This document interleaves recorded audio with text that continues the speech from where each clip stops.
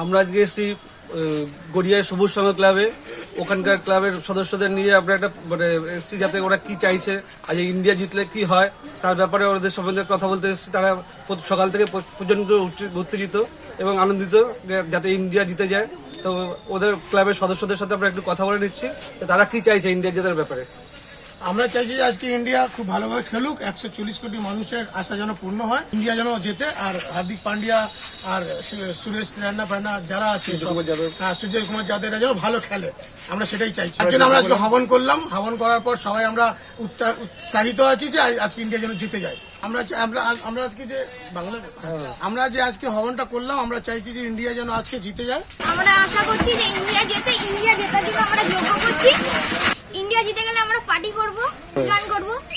আজকে India versus West ইন্ডিজের match আছে ইডেন গার্ডেনে, তার জন্য যাতে ইন্ডিয়া জেতে আমরা এই হোমযজ্ঞ করছি। ইন্ডিয়া 140 কোটি লোকের জন্য ইন্ডিয়াকে জিততে হবে।